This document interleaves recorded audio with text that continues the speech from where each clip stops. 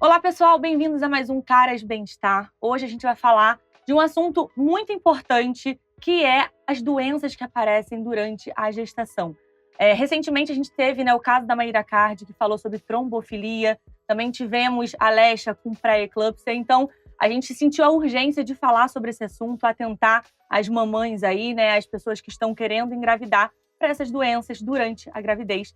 E para conversar com a gente, a doutora Renata Moedin, que é ginecologista, vai trazer aqui todos os seus conhecimentos para compartilhar. Muito obrigada, viu, doutora? Imagina, obrigada a você pelo convite. Bom, vamos começar esse assunto que é tão importante, é vasto também, né? Sim. Queria saber um pouquinho sobre as principais doenças que podem aparecer aí durante a gestação. Bom, a gestação a gente não consegue definir em trimestres, né? Então são 3 trimestres. É importante lembrar que, começando pelo fim, o que mais acomete no último trimestre realmente as gestantes pode ser a pré-eclâmpsia ou apenas a pressão alta, que já é por si uma patologia de risco, e o diabetes gestacional. Para o primeiro trimestre, a gente reserva principalmente não uma patologia propriamente dita, mas uma condição, que é a trombofilia, que pode fazer com que essa paciente tão precocemente tenha abortos de repetição, de forma que uma hora ela tenha que chegar e investigar o que são esses abortos de repetição. E aí a gente diagnostica a trombofilia. E lembrando que sim, essa trombofilia, ela pode ir muito bem durante a gestação, desde que com medicações, com um anticoagulante determinado, mas que no final, no terceiro trimestre, ela pode favorecer o aparecimento, por exemplo, da pré-eclâmpsia. Entendi. Então elas estão linkadas de certa forma. Uma pode estar ali, linkada com a outra, de fato. Agora, assim, a Mayra Card, usando o exemplo, ela teve a trombofilia no comecinho da gestação. Como que isso pode impactar, assim, a gestação dela de forma normal? Você pode viver uma gestação de forma normal com a trombofilia? Pode levar de forma normal, desde que você use doses ou profiláticas ou terapêuticas desse anticoagulante, ou às vezes até mesmo associado a outro tipo, como o ácido acetil salicílico, mas essa paciente vai ter uma gestação sempre de alto risco, porque ela já tem essa condição que é... O que é essa trombofilia, Ela propicia fatores trombogênicos, então ela pode propiciar desde um aborto precoce, como fatores trombogênicos ao longo da gestação, então ela está mais propícia a isso. E quando usa esse anticoagulante de forma correta e segue esse pré-natal direitinho, que isso é importante para essas pacientes, ela pode ter uma gestação tranquila. Mas o que causa a trombofilia? É um fator hereditário, então ela vai ter lá ou homozigose ou heterozigose, que a gente aprende na escola. Então ela vai ter esse fator para alguns genes determinados, pode ser o 5 de Leiden, o MTHFR, o A1298, o C677T, que são alguns que podem ter, que são os mais comuns, que levam a esses casos. Caramba, então é uma questão genética. Genética. Tá. Eu separei algumas doenças, que são mais procuradas, na verdade, na internet. E se faltar alguma aqui, por favor, fica à vontade para acrescentar. Mas eu acho que é basicamente o que a gente já meio que falou. Queria que você explicasse mais detalhadamente, até para as pessoas que talvez não conheçam ou estão passando por isso, Queria começar, então, com a pré-eclâmpsia. O que seria a pré-eclâmpsia? A pré-eclâmpsia é uma condição que essa paciente pode desenvolver. Ela pode ter a pressão alta na gestação, que também é um fator... Também é uma patologia de risco, que coloca essa paciente, inclui essa paciente num pré-natal de risco. E ela pode usar medicações para pressão alta e ir controlando. Determinadas pacientes, elas podem ir agravando esse quadro da pressão alta, que pode culminar com a pré-eclâmpsia ou mesmo com a eclâmpsia, que é quando ela tem o conjunto completo e ela pode chegar até a convulsionar. É um fator muito grave, então a gente tem que rastrear essa paciente. O bom da pré-eclâmpsia é que a maior parte das vezes a gente consegue fazer uma triagem bioquímica, pedir exames de sangue, e a gente começa a perceber ao longo da gestação algumas alterações nesses exames e a gente começa a suspeitar. Então, isso é uma parte mais tranquila, diferentemente, por exemplo, da diabetes gestacional, que ela é mais quieta, mais silenciosa a doença, por isso que ela é tão perigosa. A diabetes gestacional, ela acontece por algum motivo também? Tem uma questão de Tem uma genética? questão hereditária, então são geralmente parentes que têm diabetes na família, então isso é um fator. O ganho de peso assim, um ganho de peso exacerbado também é um fator de risco. Pacientes com mais idade, né, acima de 35 anos, que são consideradas, apesar de ser jovens, são consideradas gestantes idosas, né?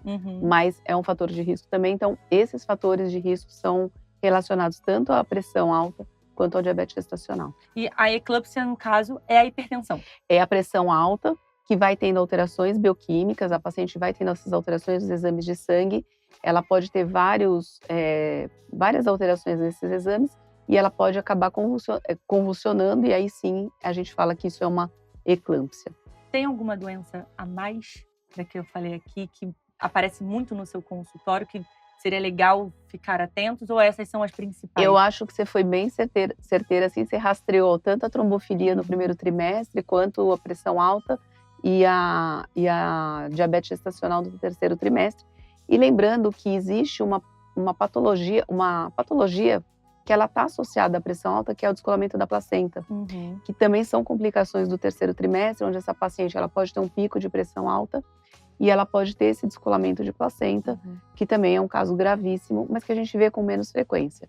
O que a gente acaba vendo mais mesmo é diabetes, a pressão alta no final e no começo a trombofilia. Perfeito, então ficar atento, né? Inclusive, para ficar atento, quais são os sinais que a gente tem que ficar prestando atenção durante a gestação para saber se estamos com essa doença ou não? Porque, assim, muitas vezes é silenciosa, né? Então, você não sabe como que funciona. Do nada, você tá com a trombofilia, do nada, você tá com uma diabetes gestacional. Eu acho importante falar isso, porque, por exemplo, a trombofilia tem que ficar muito atento na questão de pacientes que são tentantes mesmo, né? Às vezes, elas nem conseguem engravidar, propriamente dito, porque elas têm esses abortos precoces, às vezes elas nem percebem que estavam grávidas. E são pacientes que geralmente chegam no consultório e falam: doutor, eu tive 3, 4, 5 abortos de repetição. A primeira coisa que a gente tem que investigar, rastrear, é a trombofilia. E foi o que eu te falei, quando diagnosticada, é de fácil condução. A gente consegue tratar essa paciente de uma forma, claro, dentro de um pré-natal de alto risco, mas de uma forma mais leve. Então, para a trombofilia seriam geralmente esses sinais, né? Esses abortos de repetição, pacientes que geralmente não conseguem engravidar, estão com dificuldade, ou conseguem engravidar e logo tem uma perda. E em relação à pressão alta, além dessas alterações bioquímicas, a gente observa a pressão realmente subindo, né, a partir do segundo trimestre de gestação, e a gente deixa essa paciente sempre em alerta, mais no final da gestação, em relação, por exemplo, a uma cefaleia que começa mais na região da nuca, uma dor em faixa, né, aqui no hipogastro, que a gente fala, alterações visuais, né, a paciente que ela vai ter a pré-eclâmpsia, a eclâmpsia, ela pode ter uns sinais de alterações visuais, como, por exemplo, aquelas que a gente fala assim, uns pontinhos brilhantes ou uns pontinhos escuros. E essas alterações visuais são muito importantes no caso de pré-eclâmpsia e eclâmpsia. Então, essas pacientes têm que ficar alerta para isso. Infelizmente, em relação à diabetes gestacional, a paciente em si, ela não percebe nada, mas o médico fica atento. Ele tem que ficar atento, por exemplo, a um ganho de peso excessivo dessa paciente e uma criança que está num tamanho maior para a idade gestacional.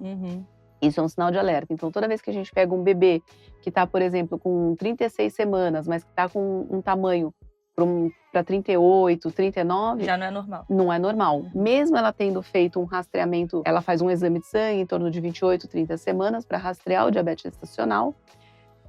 Mesmo ela tendo feito e às vezes estando negativo, é importante ficar atento ao sinal do ganho de peso materno e fetal, porque pode ser um sinal de diabetes gestacional. E existem fatores, assim, que podem agravar ainda mais essas doenças? Por exemplo, a questão da genética, a questão da idade? A questão da idade, sem dúvida, e o peso, que é uma questão importante para a gente, né? Os médicos, a gente tem o hábito de recomendar para gestantes ganharem em torno de 8 a 12 quilos.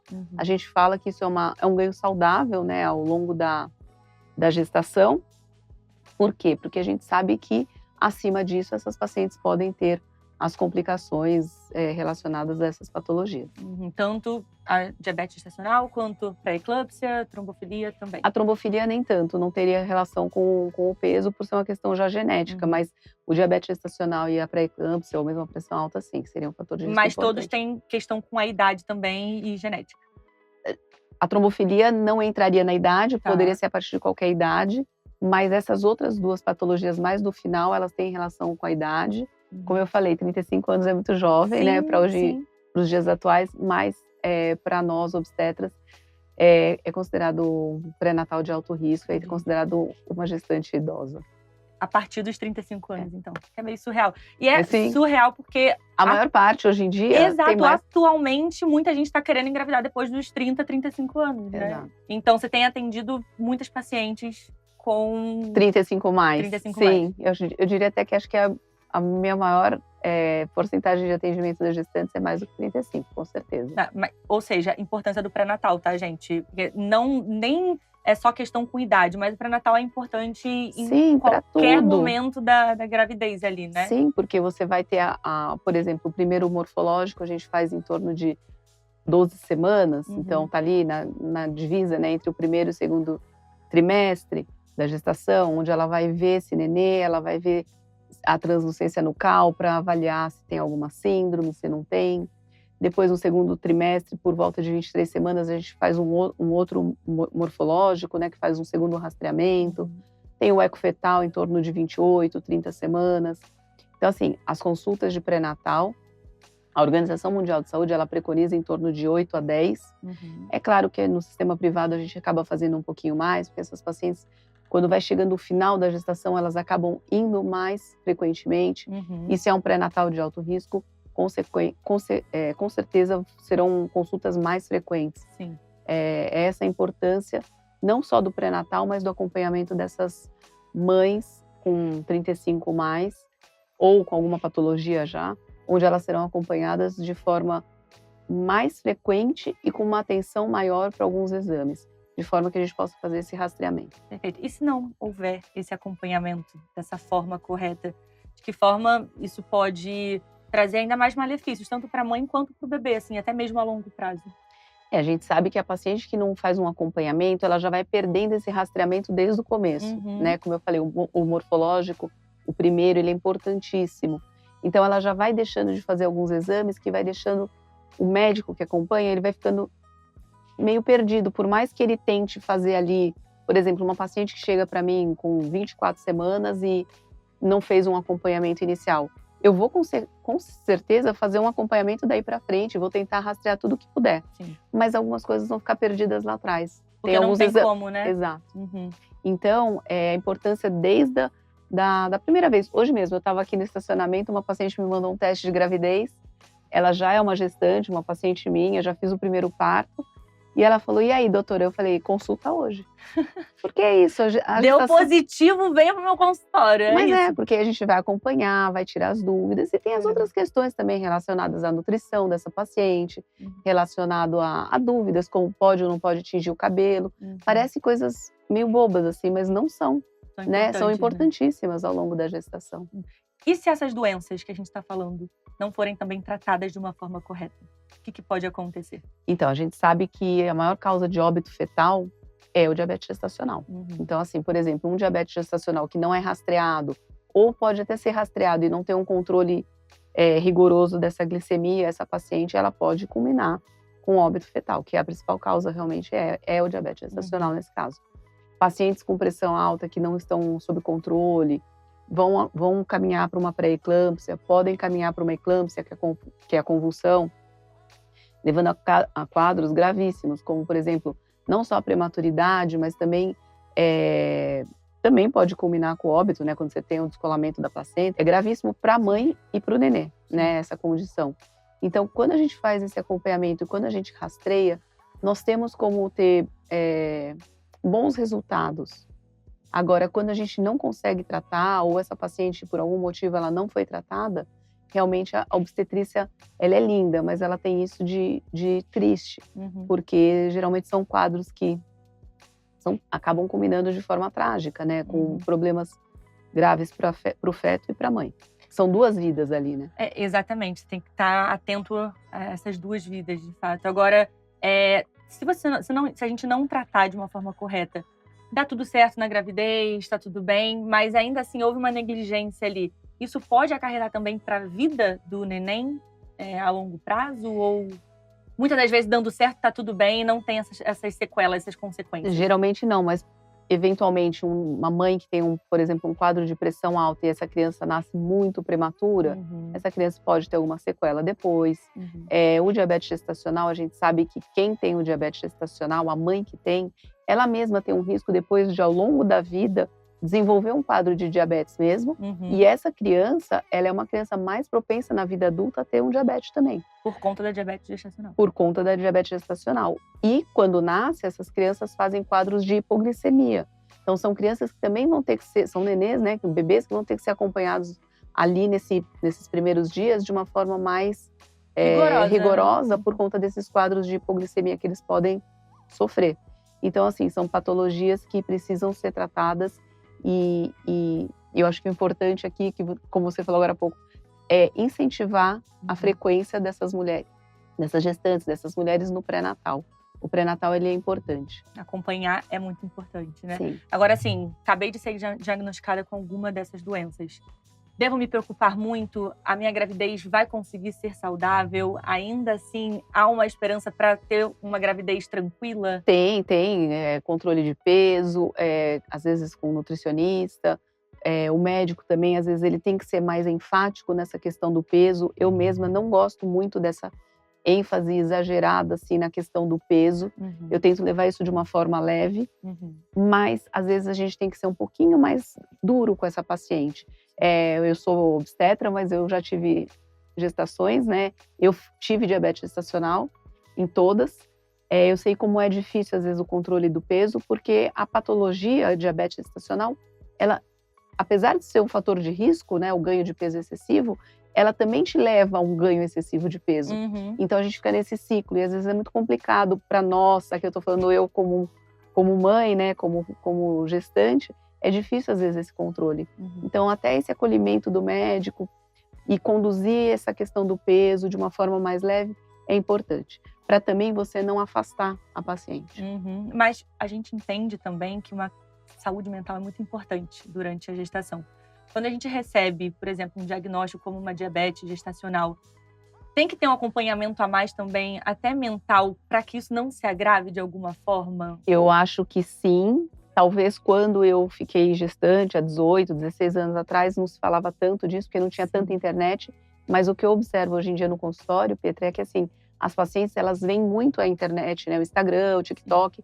Então, não só elas chegam com mais dúvidas, como elas chegam mais ansiosas também. Isso é verdade. Às vezes eu falo para a paciente, olha, diminui por favor um pouquinho do Instagram e do TikTok, porque é um algoritmo, né? E ele vai ficar te dando não só a parte boa da gestação, mas às vezes fica mostrando também as coisas ruins. Sim. E aí que entra o que você está falando, que a paciente acaba nesse quadro de, às vezes, de ansiedade, a saúde mental fica prejudicada nesse sentido, eu acho. E pode agravar também o quadro de uma pré-eclâmpsia, uma diabetes porque aí a gestacional. ansiedade leva a um estado de querer comer mais, ou ela fica mais reclusa, não faz uma atividade física, não quer sair para andar. Então, realmente, você vê, tudo caminha de forma conjunta na gestação. Sim. Ou seja, gente, acompanhamento é o ideal. Que aí, se você tiver uma médica, como, né, a doutora Renata, para falar que, né, gente, sai um pouquinho do celular, vamos se cuidar, vamos ficar mais tranquilo, acho que é o ideal. Agora, assim, como que funciona a questão da medicina hoje em dia para essas doenças? Existe um avanço nisso tudo? Existe um cuidado a mais, tratamentos a mais? Como está funcionando? Assim, a gente tem, para diabetes gestacional, por exemplo, a gente faz o rastreio, né, com 28 semanas, mais ou menos, que é um líquido que a paciente toma, né, ele tem uma sobrecarga ali de destrozol, né, você vai tomar um líquido hiper doce e você vai fazer 3 medições da sua glicemia, a gente vai jogar numa tabelinha e a gente consegue saber se ela tem ou não diabetes gestacional. Mas claro que toda consulta, por exemplo, no consultório eu tenho ultrassom, então quando a gestante vai em toda a consulta de pré-natal, eu faço ultrassom ali na hora. Então a gente acompanha o crescimento dessa criança, vê se ela está num percentil bom, se ela não está num percentil exagerado, porque isso é um sinal de alerta. O líquido amniótico, quando aumenta muito, né, que a gente chama é uma condição que chama polidrâmino, também é uma questão relacionada à diabetes gestacional, então a gente tem que ficar atento. Em relação à pressão alta, rastreamento bioquímico, então pede alguns exames de sangue específicos para a DEG, que é a doença hipertensiva específica da gravidez, e também faz o acompanhamento, a monitorização da pressão, pede para a paciente às vezes ter em casa. e fala para ela os sinais de alerta, né, do que seria um pico de pressão na gestação. Então, nesse sentido, a gente consegue ter esse acompanhamento que você está falando. Em relação à trombofilia, eu acho que existiu sim um avanço, porque antigamente a gente não fazia diagnóstico, né? Mas hoje em dia a gente tem alguns exames que a gente pede, que foi o que eu falei para você, pesquisa de fator de Leiden, pesquisa de mutação do MTHFR, e aí a gente vai fazendo esse rastreamento. E o que é importante falar disso da trombofilia, que eu sei que aqui a gente está falando do pré-natal em si, mas, por exemplo, toda paciente que vai para mim de primeira vez, eu peço exame de trombofilia. Porque, por exemplo, se essa paciente tiver uma condição relacionada à trombofilia, ela já tem contraindicação, por exemplo, de usar anticoncepcional oral. Caramba. Então, como que eu vou atender uma paciente de primeira vez e não vou pedir esse exame? Independente se ela está grávida ou não, é paciente, você tem que pedir o exame para entender. Sim, porque você precisa entender se essa paciente ela vai poder usar anticoncepcional oral, se no futuro, quando ela ficar mais velha, ela vai poder fazer uma reposição hormonal. Então, assim, é claro que a gente está falando aqui da trombofilia mais na gestação, mas é uma condição que teria que ser diagnosticada antes. Até para, se ela quiser engravidar, por exemplo, ela saber que ela vai ter o recurso de usar um anticoagulante e vai poder ter uma gestação tranquila. Ela não precisaria chegar no consultório me contando uma história. Eu tive 4 abortos, doutora, o que será que eu tenho? E aí nós seguirmos com a investigação, entendeu? É uma coisa que você já previne. Exato.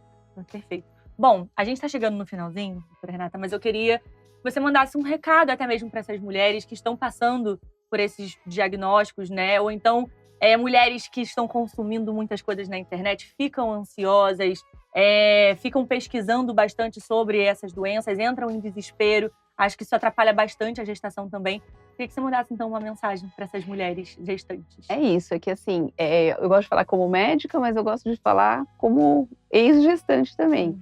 É importante esse momento, né? A gestação é, talvez, para a mulher, o momento mais importante da vida. E é importante que seja saudável para que ela possa curtir mesmo esse momento.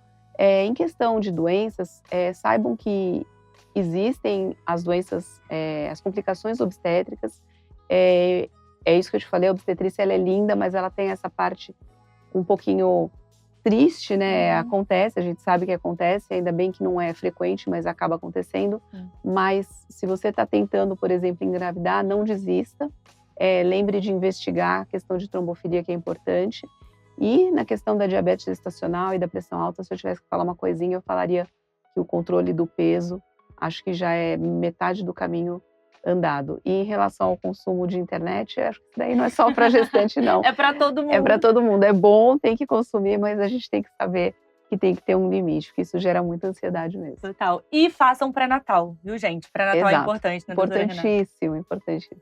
Muito obrigada, de Obrigada verdade. a você, Pedro. Quero te agradecer aqui por todos os esclarecimentos. Eu acho que é um assunto urgente mesmo de ser falado, porque muitas mulheres que são influentes, né, são famosas, estão aí para as pessoas acompanharem mesmo e tirarem exemplos, estão falando sobre isso. Então, acho legal a gente também abordar num olhar mais técnico de uma pessoa que entende. Então, obrigada de verdade. Imagina, obrigada a você. Como que a gente pode te encontrar? Como que as pessoas podem também se consultar com você? Instagram é @DRA Renata Moedim, eu atendo na Clínica Romana. Perfeito. Bom, gente, a gente vai deixar o GC aqui da doutora Renata. Por favor, vão lá, sigam, também procurem, tirem também outras dúvidas, porque ginecologia, né, é algo que tem muito assunto para ser falado. Muito. Então, fica o convite para você retornar também. Obrigada, de Pedro. verdade. E, segue também a Caras, @CarasBrasil, @CarasTV. A gente vai sempre estar aqui mantendo vocês informados sobre saúde e bem-estar. Mais uma vez, obrigada. Obrigada a você. Tchau, tchau, gente. Tchau. Beijo.